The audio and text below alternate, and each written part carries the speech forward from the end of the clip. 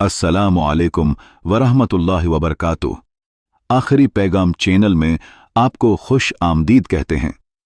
आज हम एक सबक आमोज कहानी की तरफ तोजा दिलाएंगे, जिसका आगाज एक नेक औरत से होता है जो सफर पर थी। इस सफर के दौरान उसकी नजर एक प्यासे कत्ते पर पड़ी जो मिट्टी चाट रहा था। कता प्यास की शिद्दत में बेहाल था, लेकिन औरत के पास पानी का कोई सुराग नहीं था। लेकिन उसने सोचा, यह भी तो एक मखलूक है, इसकी मदद करनी चाहिए। उसने करीब के कनवे की तरफ रख किया। औरत ने अपनी जूती में पानी भरा और वापस आकर कत्ते को पिलाया। ये एक बड़ा अमल नहीं था, मगर नेक नेती और रहमदिली से भरपूर था।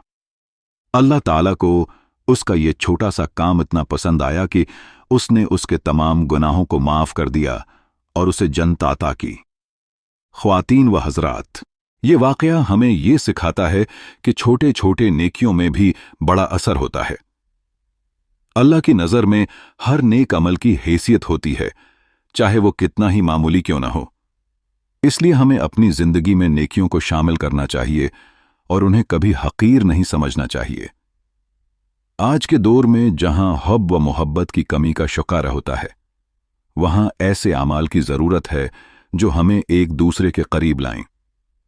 नेकी का ये अमल हमें बताता है कि हमारी मोहब्बत और रहमदिली किस तरह एक दूसरे की जिंदगियों में खुशी भर सकती है। मजीद ऐसी नसीहत आमोज कहानियां और वीडियोस के लिए आखिरी पैगाम चैनल को सब्सक्राइब करें और बेल आइकन को दबाना ना भूलें, ताकि आपको हर नई वीडियो की मालूमात बरोक़त मिल सकें। अल्लाह हम सबको नेक आमाल करने की तौफीक अता फरमाए।